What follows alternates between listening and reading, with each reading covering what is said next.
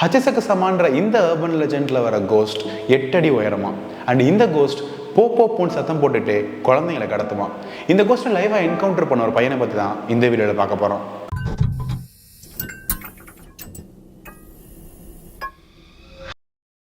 ஹச்சிசகுசமானா ஜாப்பனீஸில் 8 feet tallனு அர்த்தம். 8 அடி உயரம் இருக்கிற இந்த ஹச்சிசகுசமா ஒரு வெள்ளை கலர் ட்ரெஸ் போட்டுட்டு போங்கிற மாதிரி சத்தம் கொடுக்குமா. இந்த கதையில் வர சின்ன பையனோட தாத்தா பாட்டி ஜப்பானில் ஒரு கிராமத்தில் வாழ்ந்துட்டு வராங்க. அண்ட் எல்லா சம்மருக்கும் இந்த பையனோட அப்பா அம்மா இவனை அவன் தாத்தா பாட்டி வீட்டுக்கு கூட்டிகிட்டு போயிடுவாங்களாம். அந்த தாத்தா பாட்டிக்கு இவன் ஒரே ஒரு பேருங்கிறதுனால இவன் மேலே அவங்க ரொம்ப பாசம் காட்டியிருக்காங்க. அது மட்டும் இல்லாமல் அந்த தாத்தா பாட்டி வீட்டோட கொல்லை பக்கத்தில் விளையாடுறதுக்கு இவனுக்கு ரொம்பவே பிடிக்குமா. எல்லா சம்மர் மாதிரியே இந்த தடவையும் இந்த சின்ன பையனை அவங்க அப்பா அம்மாவும் ஜப்பானுக்கு ஃப்ளைட்டில் போகிறாங்க. அண்ட் அங்கேருந்து டிரைவ் பண்ணிவிட்டு அந்த தாத்தா பாட்டி வீட்டுக்கு போகிறாங்க.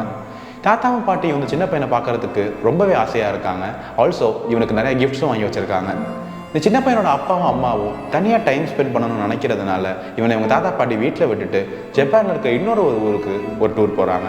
ஒரு நாள் இவனோட தாத்தா பாட்டியும் வீட்டுக்குள்ளே இருக்கும்போது இவன் கொல்லைப்பக்கத்தில் விளையாண்டுட்டு இருந்திருக்கான்.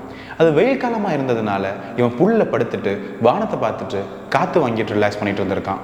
அப்போது அங்கேருந்து ஏந்திரிக்கலாம்னு இவன் நினைக்கும் போது இவனுக்கு வினோதமான சத்தம் கேட்குது. இவனுக்கு இந்த சத்தம் என்னன்னு தெரில, எங்கேருந்து வந்துச்சுன்னு தெரில. ஆனால் யாரோ பேஸான ஆம்பளை குரல்ல போன்னு சொல்கிற மாதிரி இவன் ஃபீல் பண்ணியிருக்கான். இந்த சத்தம் எங்கேருந்து வருதுன்னு சொல்லி இவன் ஏஞ்சி பார்க்கும்போது தான் இவனுடைய கொல்லைப்பக்கத்தை சுற்றி உள்ள புதர்வேலிக்கு மேலே வக்கோல செஞ்ச ஒரு தொப்பி தெரியுது. நல்லா உத்து பார்க்கும்போது தான் அந்த தொப்பி வேலிக்கு மேலே இல்லை, வேலிக்கு பின்னாடி இருந்துச்சு அப்படிங்கிறத பார்க்குறான். அண்ட் அங்கேருந்து தான் இந்த போங்கிற சவுண்ட் கேட்டிருக்கு. அந்த தொப்பி யாரோ போட்டுட்டு இருந்த மாதிரி நவுட ஆரம்பிச்சிருக்கு. நவுந்துக்கிட்டு இருந்த அந்த தொப்பி அந்த புதர்வேலியோட கேப்பில் நிற்கிது. அங்கிருந்து ஒரு பொம்பளையோட முகம் தெரியுது. அண்ட் அந்த பொம்பளை இந்த சின்ன பையனை உத்து பார்த்துக்கிட்டு இருந்ததை இவன் நோட் பண்ணுறான். அந்த புதர்வேலி 8 அடி உயரம் இருந்ததுனால அந்த பொம்பளையோட ஹைட்டை யோசிச்சு இவன் வியந்து போகிறான். கொஞ்ச நேரம் கழிச்சு அந்த பொம்பளை அங்கேருந்து போயிடுறா. அண்ட் அவக்கூடையே இந்த சத்தமும் போயிடுது. தடுமாறி இவன் தாத்தா கிட்ட போயிட்டு இந்த விஷயத்த சொல்லலான்னு சொல்லிட்டு ஓடுறான். அப்போது அவன் தாத்தாவும் பாட்டியும் கிச்சனில் டீ குடிச்சிட்டு இருந்திருக்காங்க. அவங்க கிட்ட போயிட்டு நடந்ததை எக்ஸ்பிளைன் பண்ணுறான். ஆனால் அவங்க பெருசாக கண்டுக்கல. இவன் அந்த வினோதமான சத்தத்தை பற்றி சொல்கிற வரைக்கும். அந்த சின்ன பையன் அந்த சத்தத்தை பற்றி சொன்ன உடனே தாத்தாவும் பாட்டியும் உறைஞ்சு போயிடுறாங்க. பாட்டி ரொம்ப பயந்துகிட்டு இருக்கும்போது தாத்தா அந்த சின்ன பையனோட கையை பிடிச்சி இது ரொம்ப முக்கியமான விஷயம் அப்படின்னு சொல்கிறாரு. அதுக்கப்புறம் அந்த உருவம் எவ்வளோ ஹைட் இருந்துச்சுன்னு சின்ன பையன்கிட்ட கேட்குறாரு. அதுக்கு இவன் நம்ம தோட்டத்தில் இருந்த புதர்வேலியோட அளவு ஹைட் இருந்துச்சுன்னு சொல்கிறான். தாத்தா அந்த சின்ன பையன் கிட்ட அந்த உருவம் எங்கே இருந்துச்சு, இது எப்போ நடந்துச்சு, நீ என்ன பண்ண, அண்ட் அந்த உருவம் உன்னை பார்த்துச்சா அப்படின்னு கேள்வி கேட்க ஆரம்பிக்கிறாரு. இந்த கேள்விக்கு இந்த சின்ன பையனால் முடிஞ்ச அளவுக்கு பதில் சொல்கிறான். அதுக்கப்புறம் அவன் தாத்தா யாருக்கோ ஃபோன் பண்ணிவிட்டு பாட்டிக்கிட்ட வந்து இப்போ நான் வெளியில் போகிறேன், நான் வர வரைக்கும் இவனை பத்திரமா பார்த்துக்க, இவன் மேலேருந்து உன் கண்ணை எடுக்கவே எடுக்காதுன்னு சொல்கிறாரு. அந்த சின்ன பையன் தாத்தா கிட்ட என்ன நடக்குதுன்னு கேட்கும்போது கண்ணில் சோகத்தோட அவர் ஹச்சிசகுசமாக்கு உன்னை பிடிச்சிருச்சுன்னு சொல்லிட்டு ட்ரக்கில் ஏறி புறப்படுறாரு. அவன் தாத்தா கிளம்புனதுக்கு அப்புறமேட்டு இந்த சின்ன பையன் பாட்டிகிட்ட போயிட்டு ஹச்சிசகுசமானா யாரு அப்படின்னு கேட்குறான். அதுக்கு அந்த பாட்டி நீ எதுவும் பயப்படாத, தாத்தா ஏதாவது பண்ணுவார் அப்படின்னு சொல்கிறாங்க.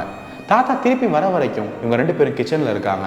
அண்ட் அப்போது அங்கே என்ன நடக்குது அப்படின்னு சொல்லிட்டு இந்த பாட்டி அந்த சின்ன பையன்கிட்ட சொல்கிறாங்க. பாட்டி அந்த சின்ன பையன்கிட்ட இந்த ஏரியாவை ஒரு பயங்கரமான உருவம் ஹாண்ட் பண்ணுதுன்னு சொல்கிறாங்க.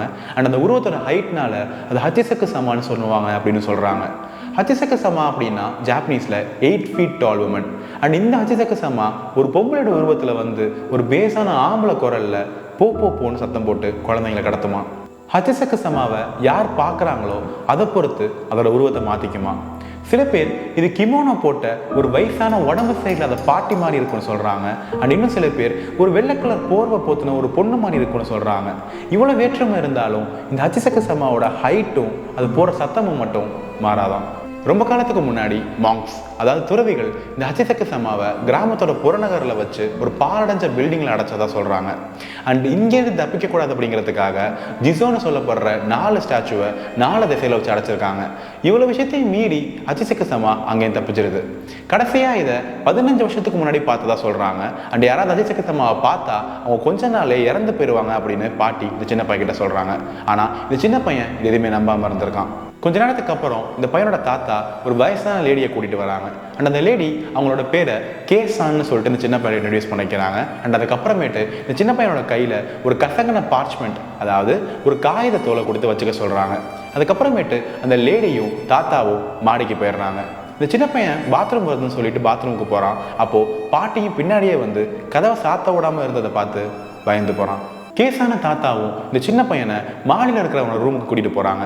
ரூமுக்குள்ளே போகும்போது தான் இந்த ரூமோட ஜன்னல் ஃபுல்லாக பழங்காலத்து மந்திரம் எழுதப்பட்ட பேப்பர்னால மூடி இருக்கிறத பார்க்குறான். ஆல்சோ அந்த ரூமோட எல்லா கார்னர்லேயும் ஒரு பவுலில் உப்பு வச்சுருந்ததை நோட்டீஸ் பண்ணுறான்.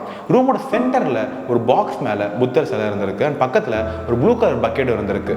இவன் தாத்தா கிட்ட இந்த பக்கெட் எதுக்கு கேட்கும்போது அதுக்கு அவரு இது நீ பாத்ரூம் போகிறதுக்கு அப்படின்னு சொல்கிறாரு. கேசான் இந்த சின்ன பையனை பெட்டில் உட்கார வச்சு சூரியன் சீக்கிரம் மறைய போகுது, அதனால் நான் சொல்கிறத தெளிவாக கேட்டுக்கோ அப்படின்னு சொல்கிறாங்க. எக்காரணத்தை கொண்டும் அடுத்த நாள் காலையில் 7 மணி வரைக்கும் இந்த ரூம்லேருந்து வெளியில் வரக்கூடாதுன்னு சொல்கிறாங்க. உங்கள் தாத்தாவும் பாட்டியும் கீழே தான் இருப்பாங்க, ஆனால் உங்களை கூப்பிட மாட்டாங்க. ஸோ இந்த கதவை திறந்துடாத அப்படின்னு மென்ஷன் பண்ணுறாங்க. ஆல்சோ இங்கே நடக்கிற விஷயத்தை பற்றி உங்கள் அப்பா மட்டும் நான் சொல்லிக்கிறேன் அப்படின்னு சொல்லி கேசான் அந்த சின்ன பையன் கிட்ட சொல்கிறாங்க. தாத்தா அந்த சின்ன பையன்கிட்ட வந்து அவங்க சொன்னதை நல்லா ஃபாலோ பண்ணிக்கோ, ஆல்சோ உன் கையில் இருக்க அந்த பார்ச்மெண்ட் பேப்பரை எக்காரணத்தை கொண்டு கை விட்டுறாதுன்னு சொல்கிறாரு. இது எல்லாத்துக்கும் மேலே உனக்கு பயம் இருந்துச்சு அப்படின்னா புத்தரை கும்பிடு, நாங்கள் போனதுக்கு அப்புறமேட்டு கதவை நல்லா லாக் பண்ணிக்கோன்னு சொல்கிறாரு. அந்த சின்ன பையன் இவங்கெல்லாம் போனதுக்கு அப்புறமேட்டு கதவை சாத்தி பூட்டிக்கிறான். பதட்டத்தில் இவனால் டிவியும் பார்க்க முடியல, அவங்க பாட்டி கொடுத்த ஸ்நாக்ஸையும் சாப்பிட முடியல. பயந்து போய் எப்படா விடியும்னு யோசிச்சுக்கிட்டே தூங்கிடுறான். அண்ட் 1 மணிக்கு அப்புறமேட்டு இவன் ஏஞ்சி பார்க்கும்போது இவன் ஜன்னல் ஏதோ தட்டுற சத்தம் கேட்குது. அந்த சின்ன பையன் இந்த டேப்பிங் சவுண்டை கேட்டு ரொம்பவே பதறி போயிடுறான். இந்த சத்தம் வந்து காத்தனால இருக்கும், அப்படி இல்லைனா மரத்துலேருந்து ஏதாவது ஒரு கிளை வந்து ஜன்னலில் அடிக்கிறதுனால இருக்கும்னு நினச்சி அவனை கன்வின்ஸ் பண்ணிக்க ட்ரை பண்ணுறான். டிவியோட சத்தத்தை அதிகமாக வச்சு இந்த சத்தத்தை குறைக்கலான்னு ட்ரை பண்ணுறான். ஆனால் கொஞ்ச நேரத்திலே அந்த சத்தம் திடீர்னு நின்றுது. கொஞ்ச நேரத்துக்கு அப்புறம் இவன் தாத்தா இவனை கூப்பிட்ற சத்தம் கேட்குது. நீ ஓகேவா, உனக்கு பயமாக இருந்தா நீ தனியாக இருக்க வேணாம், நான் வந்து உனக்கு கம்பெனி தரேன்னு தாத்தா சொல்கிறாரு. சந்தோஷத்தில் இவன் கதவை நோக்கி ஓடுறான், ஆனால் அப்படியே நின்றுடுறான். இந்த குரல் அவன் தாத்தாவோட குரல் மாதிரி கேட்டாலும் அங்கே என்னமோ தப்பாக இருக்குது அப்படிங்கிறத உணர்றான். என்னாச்சு, இப்போ நீ வெளியில் வரலான்னு சொல்லி அவங்க தாத்தாவோட வாய்ஸ் கேட்க லெஃப்டில் திரும்பி இவன் பார்க்க இவனுக்கு கல் விடுது. அப்போது அவன் ரூமில் அந்த உப்பு கருப்பாக மாறுறதை பார்த்து பயந்து கதவுலேருந்து பின்னாடி வரான். அப்போ தான் கேசான் கொடுத்த பார்ச்மெண்ட் பேப்பரை இருக்க பிடிச்சிட்டு முட்டி போட்டு புத்தர் சிலை கிட்ட ஹச்சிசகுசமா இருந்து நீ எப்படியாவது காப்பாற்றுறீங்கன்னு சொல்லி வேண்டான். அண்ட் அந்த நேரத்தில் இவங்க தாத்தாவோட குரல் கேட்ட இடத்துல இருந்து கொஞ்ச நேரத்தில் ஜன்னல் தட்டுற சத்தமும் கேட்க ஆரம்பிச்சிருக்கு. பயந்து போய் விடிய விடிய புத்தர் சிலை பக்கத்தில் உட்காந்துருக்கான். அண்ட் காலையில் அந்த பவுலில் அந்த உப்பெல்லாம் மொத்தமாக கருப்பாக மாறி இருக்கு. விடிச்சதுக்கப்புறம் இவனோட வாட்சில் மணி 7:00 பார்த்துட்டு எச்சரிக்கையோட கதவை திறக்கிறான். கதவை திறக்கும் போது வெளியில் பாட்டியும் கேசானும் வெயிட் பண்ணியிருந்திருக்காங்க. பாட்டி இவனை பார்த்த உடனே ஒரே அழுக. இவன் அதுக்கப்புறம் கிச்சனுக்கு போகிறான். கிச்சனில் இவனோட அப்பாவும் அம்மாவும் இருந்திருக்காங்க. அண்ட் அந்த சமயத்தில் தாத்தா இவன்கிட்ட வந்து சீக்கிரம் நம்ம உடனே இங்கேருந்து கிளம்பணும் அப்படின்னு சொல்கிறாரு. வீட்டை விட்டு வெளியில் வந்து பார்க்கும்போது ஒரு கருப்பு கலர் வேன் நின்றுருந்துருக்கு. அண்ட் அந்த வேனை சுற்றி அந்த கிராமத்தில் உள்ள ஆம்பளைலாம் நின்றுருந்துருக்காங்க. இந்த சின்ன பையனை வேனில் ஏற்றிட்டு இவனை சுற்றி 8 ஆம்பளைங்க உட்காந்துருந்துருக்காங்க. அண்ட் டிரைவர் சீட்டில் கேசான உட்காந்துருந்துருக்காங்க. இவனுக்கு லெஃப்டில் இருந்த ஆள் ஒருத்தர் கீழே குறிஞ்சு கண்ணை முடிக்கும். எங்களால் அதை பார்க்க முடியாது, ஆனால் ஒன்றால் பார்க்க முடியும். நாங்கள் இங்கேருந்து உன்னை சேஃபாக கூட்டிகிட்டு போகிற வரைக்கும் நீ கண்ணை திறக்காத அப்படின்னு சொல்கிறாரு. இந்த வேனுக்கு முன்னாடி இவனோட தாத்தாவோட காரும், வேனுக்கு பின்னாடி இவனோட அப்பாவோட காரை வந்திருக்கு. கேசான் இந்த வேனை ஓட்டிகிட்டு இருக்கும் போதே டிரைவர் சீட்டில் இருந்துக்கிட்டு மந்திரம் ஓத ஆரம்பிச்சிருக்காங்க. அண்ட் அப்போது இந்த சின்ன பையனுக்கு போ போ போன்னு சத்தம் கேட்குது. கேசான் கொடுத்த பார்ச்மெண்ட்டை டைட்டாக பிடிச்சிட்டு இவன் கீழே குனிஞ்சு வேனுக்கு வெளியில் பார்க்குறான். அப்போது காற்றுல ஒரு வெள்ளை கலர் ட்ரெஸ் பறந்துருக்கு. அது ஹச்சிசகுசமான்னு சொல்லிட்டு இவன் உணர்ந்து பயந்துட்டு இருந்திருக்கான். அப்போது அது வேனுக்குள்ளே குனிஞ்சு எட்டி பார்த்துருக்கு. இவன் பயந்து போய் டோனு கத்துறான். உடனே பக்கத்தில் உள்ளவர் க்ளோஸ் யுவர் ஐஸ் அப்படின்னு கத்துறாரு. இவனும் கண்ணை இருக்க மூடிக்கிட்டு அந்த பார்ச்மெண்ட்டை டைட்டாக பிடிச்சிக்கிறான். அப்போது கொஞ்ச நேரத்தில் அந்த டேப்பிங் சவுண்ட்ஸ் பொறுமையாக கேட்க ஆரம்பிக்குது.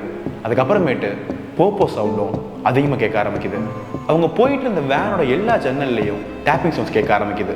என்னதான் இருந்தவங்களால ஹச்சிசகுசமாவை பார்க்கவோ இல்லை அவள் வாய்ஸை கேட்கவோ முடியாதுனாலும் அந்த டேப்பிங் சவுண்ட்ஸ் கேட்கறதுனால அரண்டு போகிறாங்க. இதுக்கப்புறம் டிரைவர் சீட்டில் இருந்த கேசான் அந்த மந்திரத்தை கத்தி சொல்ல ஆரம்பிக்கிறாங்க. அண்ட் கொஞ்ச நேரத்திலேயே இந்த டேப்பிங் சவுண்டும் அந்த வாய்ஸும் நின்றுடுது. டிரைவர் சீட்டில் இருந்த கேசான் திரும்பி பார்த்து நம்ம எல்லாரும் இப்போ சேஃப்னு நினைக்கிறேன்னு சொல்கிறாங்க.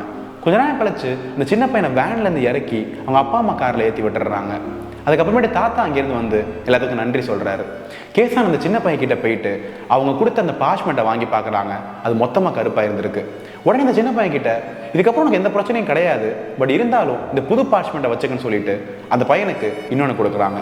தாத்தா இவங்க 3 பேரையும் ஏர்போர்ட்டில் கொண்டு போய் விட்டுறாரு. அண்ட் அதுக்கப்புறம் அந்த சின்ன பையனோட அப்பா ஹச்சிசகுசமா பற்றி எனக்கு ஆல்ரெடி தெரியும், இது என்னோட ஃப்ரெண்டை பிடிச்சி போய் கூட்டிகிட்டு போயிடுச்சு அப்படின்னு சொல்கிறாரு. இவனை மாதிரியே ஹச்சிசகுசமாடன் தப்பிச்ச நிறைய பேரை இவருக்கு தெரியும்னு சொல்றாரு. அண்ட் அவங்க எல்லாமே ஜப்பானை நிரந்தரமா விட்டுட்டு போய் ஃபாரின்ல செட்டில் ஆயிடுவாங்களாம். குழந்தைங்களாம் அப்பா அம்மாவையோ இல்லை ஃபேமிலி மெம்பர்ஸோ டிபெண்ட் பண்ணி இருக்கிறதுனால ஹச்சிசகுசமா குழந்தைங்களை டார்கெட் பண்ணி ரிலேட்டிவ்ஸ் மாதிரி நடிச்சு அவங்கள பிடிச்சிட்டு போயிருமா. அவங்க அப்பா அந்த வேன்ல இருந்தவங்க எல்லாமே இவனோட பிளட் ரிலேட்டிவ்ஸ் சொல்றாரு. அது மட்டும் இல்லாமல் ஹச்சிசகுசமாவை கொலைப்புறதுக்காக தான் சுற்றி இவனோட பிளட் ரிலேட்டிவ்ஸை உட்கார வச்சதாகவும் அண்ட் ஃப்ரண்ட்ல இவரோட தாத்தாவும் பேக்கில் இவரும் வந்ததாகவும் சொல்றாரு. ஆல்சோ இதெல்லாம் அரேஞ்ச் பண்ணுறதுக்கு லேட் ஆனதுனால தான் ஒரு நைட்டு ஃபுல்லாக இவனை தனியாக ஒரு ரூமில் வச்சதாகவும் சொல்றாரு. இந்த சின்ன பையன் அவன் அப்பா கிட்ட பாட்டி மாங்கஸ் எல்லாம் சேர்ந்து ஹச்சிசகுசமாவை ஒரு பாலடைஞ்ச கட்டடத்தில் அடைச்சதா சொன்னாங்க, அங்கேருந்து எப்படி தப்பிச்சுது அப்படின்னு கேட்கறான். அதுக்கு அவரு அங்கேருந்து 4 ஸ்டாச்சுல ஒரு ஸ்டாச்சு உடஞ்சிருச்சு அண்ட் அதனால தான் ஹச்சிசகுசமா அங்கே தப்பிச்சதா சொல்றாரு. இவனோட அப்பா அம்மா எல்லாம் வீட்டுக்கு வந்துடுறாங்க. இந்த இன்சிடென்ட் நடந்து 10 வருஷம் ஆயிடுது. ஆனால் அப்போலேருந்து இப்போ வரைக்கும் இவனால் ஜப்பானுக்கு போகவோ இவனோட தாத்தா பாட்டியை பார்க்கவோ முடியல. ஆனால் அப்போ இவன் கால் பண்ணி மட்டும் பேசுவானா. இவனுக்கு நடந்த இந்த ஒரு இன்சிடென்ட் ஒரு அர்பன் லெஜெண்டாக இருக்கணும், அப்படி இல்லைன்னா ஒரு பெரிய ப்ராங்காக இருக்கணும்னு சொல்லிட்டு இவனை கன்வின்ஸ் பண்ணிக்க ட்ரை பண்ணுறான். ஆனால் இவனால் முடியல. 2 வருஷத்துக்கு முன்னாடி இவன் தாத்தா இறந்து போயிடுறாங்க. ஆனால் அவரோட ஃபியூனரலுக்கு இவன் வரக்கூடாதுன்னு ஸ்ட்ரிக்டாக ஒரு உயிரில் எழுதி வச்சிடுறாரு. கொஞ்ச நாளைக்கு முன்னாடி அவங்க பாட்டி கால் பண்ணி அவங்களுக்கு கேன்சர் இருக்கிறதாவும் அவங்க சாவரத்துக்குள்ளே ஒரு தடவையாச்சும் இவனை பார்த்துடணும்னு சொல்கிறாங்க. அதுக்கு இவன் நாங்கள் வரது சேஃபா அப்படின்னு கேட்குறான். அதுக்கு அவங்க இந்த இன்சிடென்ட் நடந்து 10 வருஷம் ஆயிடுச்சு, அப்படி பெரிய பையன் ஆகிட்ட, ஸோ ஒன்றும் பிரச்சனை இல்லை அப்படின்னு சொல்கிறாங்க. அதுக்கு இவன் ஹச்சிசகுசமா அப்படின்னு கேட்குறான். அப்போது டீப்பான ஒரு ஆம்பளை வாய்ஸில் போ போ போ போ போ போ. இதே மாதிரியே நிறைய இன்ட்ரெஸ்டிங்கான கண்டென்ட் வேணும்னா இங்கே இருக்குது. எங்கள் சேனலோட இன்ஸ்டாகிராம் லிங்க்கை இங்கே கொடுத்துருக்கோம். இந்த வீடியோ உங்களுக்கு பிடிச்சிருந்துச்சுன்னா லைக் அண்ட் ஷேர் பண்ணுங்கள். மறக்காமல் சேனல் சப்ஸ்கிரைப் பண்ணிக்கோங்க.